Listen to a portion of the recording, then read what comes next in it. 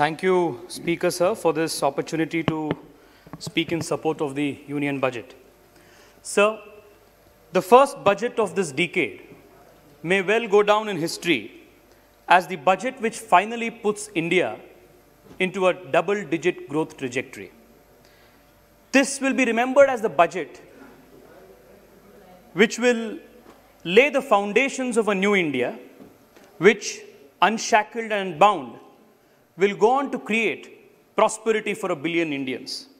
Sir, this budget makes the highest allocation ever made in the history of independent India towards infrastructure development and capital asset creation.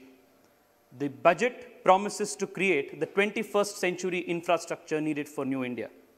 This budget has made the highest allocation ever to the health and well-being of Indians. New India will not only be the youngest nation of the world, but this budget promises to make it the healthiest nation as well. Sir, this budget has also increased funds to buy new equipment and aid the military's modernization by a whopping 19%, the highest capital outlay for for defense modernization in the last 15 years. This new India budget promises to make our armed men and women more efficient and capable. So the push for digital payments, digital census, hydrogen fuel research, support to the National Research Foundation, space exploration, and such other measures in this budget will make New India a leader in frontier technologies and future ready. Most importantly, sir, all of this is achieved in this budget without increasing any direct tax to any Indian taxpayer. For this reason alone, the Honorable Prime Minister and the Finance Minister must be congratulated. Sir, many commentators of the political economy have often commented that good economics makes for bad politics. We have heard this quite often. But this time around, Prime Minister and the Finance Minister have shown that good intentioned politics ought to make good economics. Sir, this budget was presented in truly extraordinary times. A once-in-a-century pandemic tested the resilience of our human spirit, the strength of our institutions, and the conviction of our leadership. It's a tribute to the inherent vitality of this ancient civilization that despite these tall challenges, we have emerged only stronger. Sir, the way our country has handled the COVID pandemic is a testimony to the character, the strength of the character of 1 billion Indians. However, like always, many friends both inside as well as outside the country did not believe in India's capacity. Like always, they did not hide their contempt as well. A cursory look at some of the headlines from a few prominent publications is revealing, sir. Modi's poorly planned lockdown won't save us from coronavirus, but will kill economy, shouted one publication. The New York Times said, even before, just a couple of days into the lockdown, the New York Times headline shouted, how Modi has failed the pandemic test. Another author wrote why COVID-19 pandemic in India is similar to sinking of the Titanic. Sir, one left-wing ideologue, a senior former parliamentarian, also ingeniously saw some communalism angle also like they always do. He wrote an article titled, The Hindu Right Wing Has Communalized COVID-19. So while these were the headlines, what were the result? Sir, today, the Indian model of handling COVID-19 is considered to be one of the best models in the world. Let me just state a few numbers which will demonstrate this. Sir, India today has the lowest death per million population in the top 25 countries with the maximum number of cases. India is amongst the lowest countries having the lowest case fatality rate of 1.4% compared to the global CFR of 2.1%. Sir, India today is the second highest, is the country with to have conducted the second highest number of tests of more than 20 crore 25 lakh. Even as wealthier countries, sir, like Netherlands, is even today struggling to convince its people to abide by lockdown rules, India prevented more than 35 lakh additional infections and more than 1 lakh deaths because of successful and timely implementation of the lockdown. Sir, India's economic stimulus value in dollar terms given during the lockdown, amounting to about 13% of our GDP, is more than the collective GDP, is more than GDP of about 149 countries. From wholly dependent on PPE and N95 mask imports to building capacity to not only service our domestic demand, but to export it in a matter of 3 months is no mean feat. The only country to have done this today is India. So we have the distinction of repatriating the largest number of our stranded citizens from the highest number of countries during the global lockdown. So one of the few countries that have indigenously developed and manufactured COVID vaccine is India. So countries manufacturing the largest number of vaccines as we speak, earning the goodwill as the vaccine capital of the world. So we have distributed vaccines, supplied vaccines to 15 countries, from Burma to Barbados, and 25 more countries are in queue at different levels. Sir, we are also the fastest country in the world to reach the 4 million COVID vaccine mark, an incredible feat in a country as diverse and as vast as ours. Sir, at this time, I also want to congratulate the Finance Minister for giving 35,000 crores towards vaccine distribution, towards vaccine development in this budget. Sir, in the course of the remarks, Dayanidhi Maran ji very sarcastically expressed doubts on the credibility of the vaccine. He asked, why is the Prime Minister not the first person to take the vaccine? Sir, perhaps if this was old India, the politicians would have been the first people to take the vaccine, sir. This is the new India where the frontline workers, our doctors, our Safai Karamcharis, these people are being given importance, sir. So perhaps if this was old India, maybe the family of Dayanidhi Maran ji, his grandmother, grandfather, Stalin ji, Udaynidhi ji, all of them, maybe they would be the first people to take vaccines, sir. This is new India. Therefore, we are not allowing politicians to take any privileges out of turn. The ones who are fighting for this country, the ones who are frontline workers, they will be prioritized in giving the vaccine, sir. Sir, at the same time, sir, I would also want to say, sir, a big question that needs to be answered today, sir. Sir, even in the face of such difficult challenges, if a country has shown the kind of strength, resilience to stand up to these challenges, if we are so blessed with such immense natural and human resources, so what kept the country so spectacularly poor for so long? Why did India, rather how did India manage to remain so poor for so long? So the answer to this question is very simple. India did not remain poor by chance. India remained poor by choice. So India did not remain poor by default. We remained poor by design. We remained poor by policy. So the most potent condemnation of this ingenuity of our erstwhile policymakers, of deliberately perpetuating poverty as a state policy, comes from the most eminent lawyer, Nani Palkhiwala. Sir, speaking in 1990, on the occasion of India's 43rd independence year, he remarked, and I quote, "The Economist rightly remarked in January 1987 that socialism as practiced in India had been a fraud. Our brand of socialism did not result in transfer of wealth from the rich to the poor, but only from the honest rich to the dishonest rich. We built up state-owned enterprises called the public sector in India. The sleeping sickness of socialism is now universally acknowledged, but not officially in India. No fewer than 231 public sector enterprises are run by the union government and 636 by the state governments. These public sector enterprises are the black holes, the money guzzlers, and they have been extracting an exorbitant price for India's doctrinaire socialism. There is a tidal wave of privatization sweeping across the world from Bangladesh to Brazil, but it has turned aside in its course and passed India by. The most persistent tendency in India has been to have too much government and too little administration, too many laws and too little justice, too many public servants and too little public service, too many controls but too little welfare.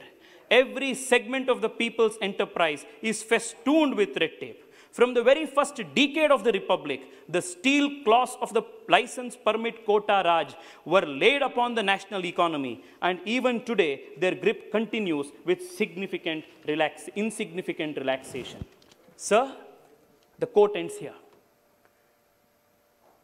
So the one-point focus of our Prime Minister from the first minute in office has been to reverse this perverse ideology of perpetuating and distributing poverty and ushering in growth and prosperity for all Indians. Towards that end, sir, this government has embarked on a root and branch reform transformation of India's political economy. From sanitation to space exploration, from coal to new generation fuels, from agriculture to artificial intelligence, from soil to oil, employment to education, solar energy to diesel deregulation, aviation to railways, the Modi government has positively transformed every aspect of India's life. Sir, our government, even in this budget, has continued the pace of reforms in a very furious manner towards the larger ideal, the larger promise of the Prime Minister of maximum governance and maximum governance and minimum government. Sir, even traditionally, India had always frowned upon the practice of government being in business. The popular Hindi idiom, Raja Vyapari, To Praja Bhikari, was a clear indication. This budget, sir, for the first time, uses the word privatization, is unapologetic about the fast-paced disinvestment and asset monetization. It was high time, sir, that our government stopped the disastrous socialist practice of putting good taxpayer money into badly run government businesses. Sir, this country, especially the young generation of Indians that I so proudly represent here, sir, is extremely grateful to our Prime Minister for stopping this very wrong practice and charting a new economic course of prosperity for this country, sir. We needed this badly. We should have done this 70 years ago. We are belated, but this Prime Minister has achieved this for us. Sir, a lot of talk has been going on family silver. I want to ask the opposition, sir, especially the Congress party, if you consider our badly performing PSUs as family silver and are so hesitant to disinvest them, why were you so eager to sell Temple Gold in 2013 when you decided, or rather reviewed a policy towards asking how much golds are there in our temple so as to monetize it, sir? Sir, even our most vile opponents cannot accuse our government on going slow on reforms. So this is a government that gets things done. This is the most reformist government in the history of India. A small example of the reforms. I'm not giving an exhaustive list. Sir, deregulation of diesel was a long pending reform. We did it. Commercial coal mining reform, pending from the 17th, done. FDI in defense, long pending, done. FDI in insurance, long pending, done. Real estate sector reforms, pending from 2 decades, done. IBC code, pending from 1 decade, completed and done. GST, the biggest tax reform of independent India, done. Labor reforms, pending from 4 decades, done. Review of the code on wages, pending from 4 decades, done. FDI in railway operations, pending from God knows how long, done. Corporate tax rate, making India one of the most competitive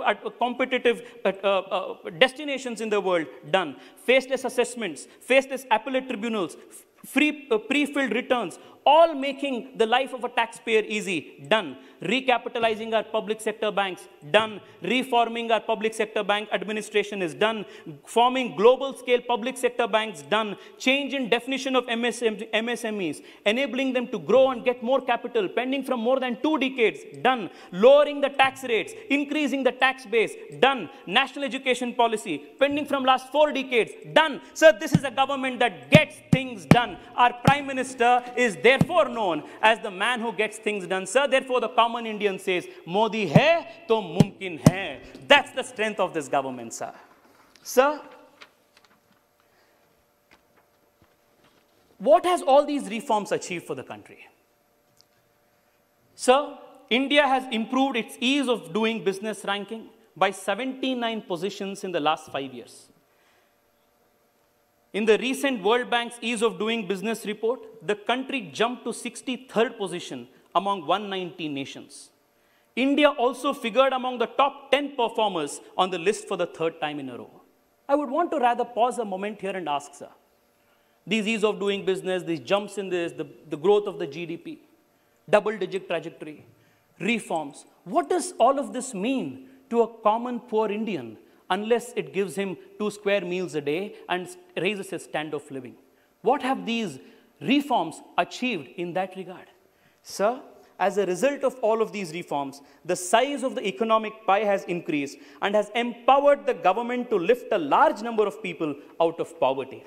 Sir, it gives me immense joy and pride today, sir, to stand here and say that under Prime Minister Narendra Modi, India has lifted the highest number of Indians out of poverty in the shortest period of time. And as a result of this, from 2019 onwards, India is no longer the country having the most number of poor people, sir. I want to tell my Congress friends, remind them, this is how Garibi Hatao is done, not by sloganeering, through a dedicated perseverance and hard work. We have lifted, sir, I would repeat again, we have lifted, sir, the highest number of poor people in India out of poverty in the shortest period of time.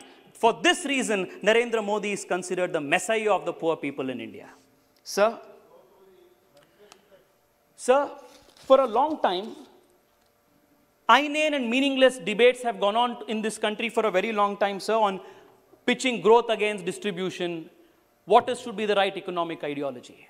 Sir, pro-welfare in microeconomics and pro-market in macroeconomics. This has been the hallmark of Narendra Modi's style of economy. A third way, a unique model of economic development that the world is very keen to follow. Sir, while we are here, I would also want to dwell a couple of minutes on how difficult pushing all of these reforms have been. Take the farmer reforms, for example, sir. So from the time I have been in school, and people of my generation, all of us have read in our textbooks, sir, that the Indian farmer is subject to the vagaries of monsoon. They're exploited by bloodthirsty money lenders, that they have very little small land holdings. My elder brother studied it, I studied it, and my younger cousin is also studying it today. Neither did the fate of the farmer nor the textbook material both change in the last so many years. Sir, in the name of the farmer, however, lot of self-styled farmer leaders enrich themselves, while the farmer was in a perpetual vicious cycle of debt, poverty, loan, and the only escape route out of it was suicide. This was the desperate situation to which we had pushed the farmers of this country. Sir, like the term secularism, protecting farmers' interest is one of the most abused words in this country, sir, which has stalled all progressive farm reforms which would have otherwise benefited the farmer. Sir, what has been the political shortcut for farmer welfare? To announce loan waivers once in 5 years during elections and forget about the farmer for the next 5 years until the next elections. This has been the exact practice. But we are a government that is neither irresponsible nor believes in taking shortcuts. Sir, while the opposition invested in protests, we invested in the Indian farmer. While they were busy running that India is intolerant, we issued 22.41 crore soil health cards to our farmers. While the opposition was preoccupied in Shaheen Bagh, we built 10.75 crore toilets for the poor of India in villages from 2014, sir. While the opposition was lost in the Tukde protests in JNU and AMU, we ensured that no person in the country, no villager in the country, no farmer in the country will remain in dark, and we ensured 100% electrification of India's villages. While the opposition was busy name-calling Modi ji as agent of Ambani Adani, we opened bank accounts of 41.75 crore poorest of poor Indians through the PM Jan Dhan Yojana and seeded it with the Aadhaar and mobile phones. While the opposition was busy blocking roads with Rasta Rokos and Chakka jams, we sanctioned 2.11 lakh kilometer of road connectivity for villages under the Prime Minister Gram Sadak Yojana since 2014. While the opposition was busy lying to farmers about farm reforms that would actually and indeed benefit the farmer, we gave assistance of rupees 6,000 crore to 11.58 crore farmers under the PM Kisan Samman Nidhi, sir. While the opposition was busy sharing Rihanna's tweet and Greta Thunberg's toolkit for how to create riots, we completed giving crop insurance under the Fasal Bima Yojana to 8.85 crore farmers of this country, sir. So this is how farmer development is done. This is how farmer infrastructure is created. And this is how the trust of farmers is earned. Sir, what exactly that the farmer reforms propose to do? In essence, it gives our farmer the choice to either sell at the APMC Mandi or anywhere else to whomsoever he deems fit, or whosoever gives him the best price. It neither removes the APMC nor compels the farmer to a particular entity. What can possibly wrong in giving our farmers choice? Sir, I wanted to ask Rahul ji. Of course, he does not have the habit of attending parliament, sir, but through you, I want to make this request. Sir, I want to ask Rahul ji. While Rahul ji must have the choice to contest from Wayanad in Kerala, because he thought that he had better chances of winning from Kerala than in his home constituency of Amethi. Why should the farmer in Amethi why should the farmer of Amethi not have the choice to sell in Kerala if he thinks that he gets better choice, better price? Sir, this giving of choice, empowering the farmer, Indian farmer with choice to sell where he wants cannot be in any measure deemed to be anti-farmer, sir. Sir, this budget rightly focuses on agricultural infrastructure. Just I want to correct it. Rahulji is regularly attending the parliament session. Glad to know that, sir. Well, we will check the attendance later, sir. This budget focuses on agricultural infrastructure, agricultural development cess, which is going to be used for development of this infrastructure. Sir, there are two other important areas that this budget has highlighted upon. Sir, this budget promises to create the 21st century infrastructure for India, the highest ever capital expenditure made in any budget till now. Sir, my government, under the Prime Minister, has built 1/3 of all national highways in India in just the last 6 years. How the space at which we have been building infrastructure, sir, is unprecedented. The outlay for the Ministry of Road Transport is enhanced in this budget to rupees 1.18 lakh crore, sir. In the same way, sir, I want to congratulate Railways. The Honorable Minister for Railways is here, sir. Under his leadership, India has achieved a 371% increase of electrification while compared to UPA, sir. 371% increase of electrification compared to the UPA years. Sir, by 2024, all of Indian railways will be set to be 100% electrified, leading to fuel savings of about 14,500 crore per annum. Sir, our trains have become faster, safer, and more punctual under the Prime Minister's leadership. The National Rail Plan for India 2030, projected in the budget, supported in the budget, will bring our trains on par with the best in the world. Sir, this budget has also stressed and given importance to creating urban metro rail. So I come from an urban constituency and know how important urban infrastructure, transport infrastructure is. Sir, as a country, Traditionally, we have grossly underinvested in creation of urban infrastructure. One point on this while we are here, sir.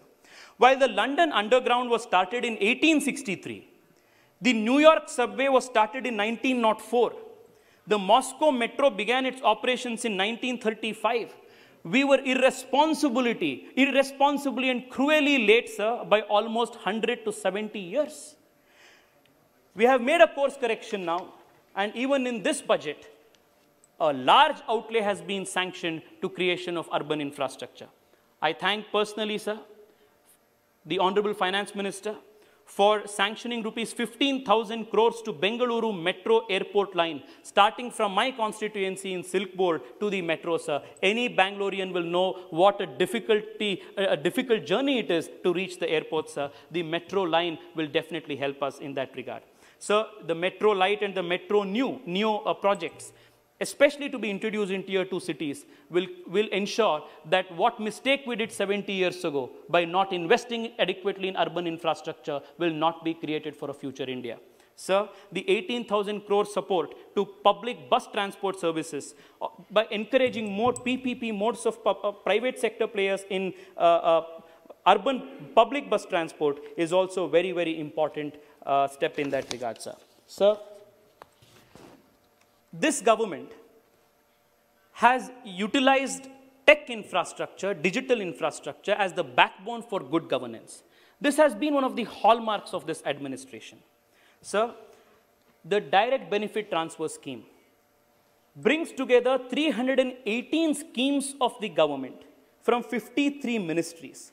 In the last so many years, sir, more than 13.91 lakh crore 13.91 lakh crore, which is about the size of the annual budget of various state governments, has been effectively transferred to the people of this country through the DBT. Sir, we have not only distributed effectively, we have also saved close to 1.78 lakh crore by preventing leakages, sir. This is a government that values taxpayer money. Sir, UPI, by building the India Stack platform, India has shown how the DBT can be the most effective way of ensuring that the poorest man reaches, the government reaches the poorest man, the proverbial last man in the line. Seeing the digital prowess of this UPI, sir, even Google wrote to United States Federal Reserve asking to design a UPI-like payment system for the United States.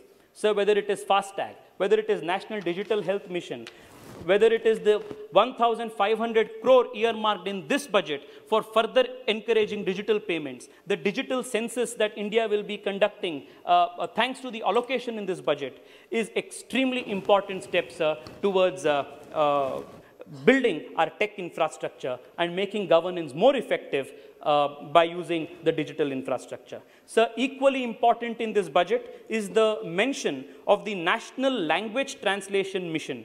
It will make governance and policy related knowledge available on internet in major Indian languages. Sir, coming from a state of southern India, I can't stress how important this is in bringing government communication closer to our people, sir. Sir, the other very important structural reform, using a digital platform that has been proposed in this budget, which will have wide-ranging ramifications on a rural economy, is the Swamitwa project aimed at digitizing rural land records. Sir, this scheme will provide digital property cards to our rural citizens. This will go a long way in helping them financializing their assets as well as reducing chances of disputes and distress. So the Peruvian economist Hernando de Soto, in his celebrated work, The Mystery of Capital, states that developing nations must recognize and protect the property that poor people have created, but which is currently of uncertain legal validity, and thus is of little use in securing the loans necessary to invest in personal or business development. Giving them proper legal titles will mobilize the entrepreneurial vigor and the hidden wealth of the poor. Sir, seen in this light, the reforms under the Swamitwa Yojana, by giving digital recognition of property titles will play a very, very important role, sir. Sir, just one very important issue before I conclude, sir. I come from the startup capital of the country, Bengaluru.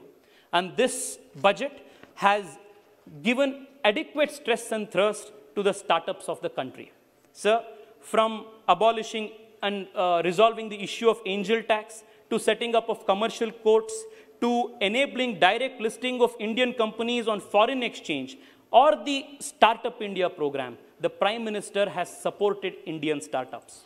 Sir, the budget this time mentions that one-person companies will operate without restrictions. This is going to create a great amount of jobs by enabling more young people to incorporate companies easily, test their business ideas, scale them up, and employ more people. Sir, the National Research Foundation has been allocated 50,000 crore rupees, sir. Any country, especially in a modern economy today, if it has to progress, has to make advances in technology. And in that direction, sir, the National Research Foundation grant is extremely important. Sir, this budget is futuristic also because this budget speaks of and gives support to green energy, sustainable growth, and energy security. Sir, it is a matter of great pride for India today that of the 5 largest solar power plants in the world, 4 are in India today. We have taken the leadership in the world today by starting International Solar Alliance. This budget further gives boost to non-conventional energy sector by additional capital infusion of 1,000 crores. Sir, I will not take more than 2 minutes, sir. I am just coming to my conclusion, sir. This budget, sir, this budget also promises a hydrogen mission. I will just take 30 seconds to explain why this has important national ramifications, not only for today, sir, but for very many millions of young Indians who are not even born today. Sir, a lot of people are excited about the possibilities of electric mobility in India. But we can and we should explore other routes of zero emissions, like for the example of a hydrogen fuel cell. So today, nearly 65% of lithium-ion batteries come only from China. 65% of all lithium-ion batteries in the world today come only from one source, sir, that is China. By comparison, no single country produces more than 20% of global crude oil output. In this regard too, sir, the thrust on hydrogen mission is good for the country's energy security. This budget also shows that we are sensitive and a responsive budget. Sir, whether it is bringing under the fold of the labor law reforms the new employees of the gig economy, or the reforms made to one nation card, or the amendment made to the Deposit Insurance Credit Guarantee Act so that the investors can have time-bound access to their deposit to the extent of the deposit insurance, are all in the direction of making showing that this is a more sensitive and a more extremely caring government, sir. Sir, you also come from the south of India, like I do. So what has this budget given to the south of India? One of the highlights of this budget has been the equitable distribution in terms of priorities, sir. Sir, I would want to take the case of Kerala, sir, from where you belong. Sir, Kerala, in this budget, has got 1.33 lakh crore. Tamil Nadu has got 2.9 lakh crore. Telangana has got 79,000 crore. Sir, and Karnataka, sir, my state has got 83,000 crore. Sorry, 1.76 lakh crore. Sir, all of these states have got the highest allocation of budget compared to any of the previous budgets, sir. Sir, I would just want to conclude, sir, by understanding the importance of the Atmanirbhar Bharat. Our Prime Minister has given a clarion call for building a self-reliant India. The spiritual and philosophical underpinning of Atmanirbharta can be found in the Bhagavad Gita. In the Bhagavad Gita, Lord Krishna tells us, Uddhared Atmanatmanam Atmanam Avasadayed. Atmaiva Ratmano Bandhuhu Atmaiva Ripuratmanaha. Our rise is the result of our actions. Our fall is the result of our actions. We are our own friend. We are our own enemy. We are the makers of our own destiny, sir. Sir, together, let us build a prosperous India and let us make a self-reliant India, which is the hallmark of India's new generation. I once again thank the Honorable Finance Minister and our dynamic Prime Minister for this forward-looking, futuristic budget, which will secure the future of New India. Thank you so much, sir. Thank you, Tej.